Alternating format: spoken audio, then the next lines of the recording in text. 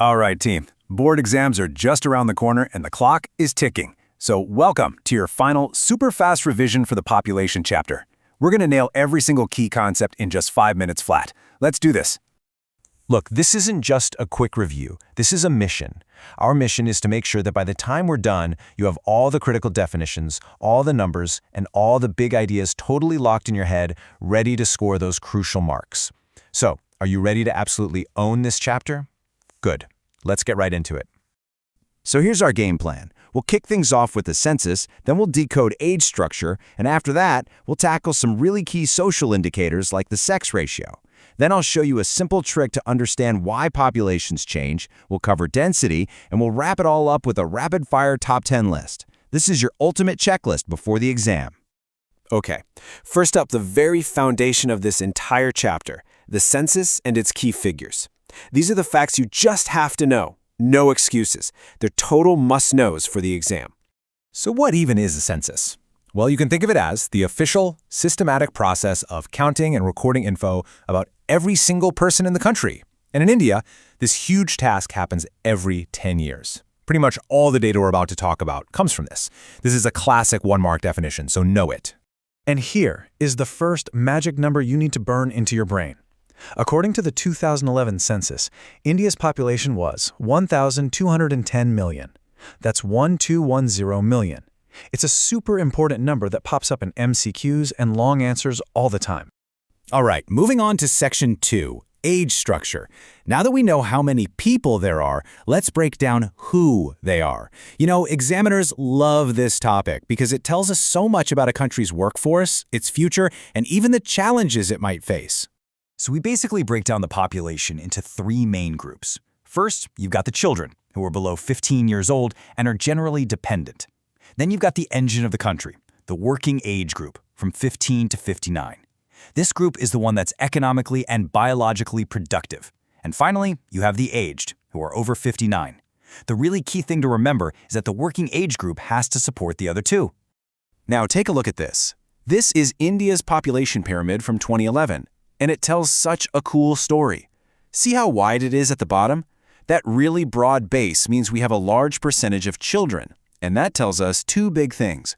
We have a high birth rate, and we have a huge potential workforce for the future. Okay, let's jump to another super critical exam topic, key social indicators. We're going to focus on the sex ratio, because this one number tells a really deep story about equality and development in our society. Here is another definition you have to know, cold. The sex ratio is defined as the number of females for every 1,000 males in the population. It's a really basic but powerful measure of gender balance. So, what was that number for India back in 2011? It was 940. That's 940 females for every 1,000 males. Again, this is a very important, directly quotable fact for your answers. And if you look at this bar chart, you can clearly see the trend over the decades. It's gone up and down a bit since 1951, but the main point is that it has stubbornly stayed below that 1,000 mark. That points to a societal imbalance that's been around for a long time. Now let's quickly clear something up that a lot of students get confused about. What's the difference between cultivators and agricultural laborers? It's actually really simple. Cultivators farm their own land. Agricultural laborers work on someone else's farm for wages. Got it? Don't mix those two up. Next up, why does a population grow or shrink? Well, it all comes down to 3 main things. And I've got a super simple memory trick for you so you'll never forget it. Just remember the BDM formula. Yeah, just remember the letters B, D, and M. B is for births, D is for deaths, and M is for migration. That's it. Those 3 things are the only way a population's size can change. BDM. So easy. So, to break that down a little, the birth rate is the number of live births for every 1,000 people in a year. The death rate is the number of deaths for every 1,000 people. And of course, migration is just the movement of people. The balance between these 3 is what makes a population grow or shrink. Let's move on to our final big idea, population density. This is all about how the population is spread out. It basically answers a really simple question. How crowded is a place? And here is the textbook definition you'll want to use in your exam. Population density is the number of people per unit area, which is usually measured per square kilometer. This is the key way we talk about how spread out people are. And for India in 2011, that number was 382 people per square kilometer. This makes India one of the most densely populated countries on the entire planet. That's another one of those essential stats you need to remember. But as this map clearly shows, that density is super uneven. I mean, look at the dark red colors in the northern plains compared to the lighter shades in places like the Himalayas or desert areas. And why is that? Well, think about it. People cluster in places with good stuff, like fertile plains and plenty of water, which leads to high density. Rugged mountains and harsh climates? Not so much. That leads to low density. Okay, you've taken in all the big ideas. Now it's time for the final mission. This is a rapid-fire summary of the top 10 things you absolutely must remember before you walk into that exam hall. Let's lock these in one by one. Ready?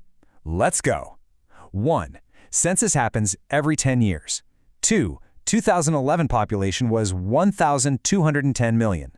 3. The three age groups are children, working, and aged. 4. India's population pyramid has a broad base, which means a large youth population. 5. The sex ratio is females per 1,000 males. 6. The 2011 sex ratio was 940. 7. Population change is all about BDM, births, deaths, and migration. 8. Population density is people per square kilometer. 9. In 2011, that density was 382. And finally, number 10, a key social indicator you should also know. The 2011 literacy rate was 74%. And we're done. And never forget this key line from your textbook. Population is the pivotal element in social studies. Seriously, understanding people is at the heart of understanding society, which makes this chapter absolutely fundamental. So we've covered the what. You know the facts, you know the figures. But the very best answers always explain the why.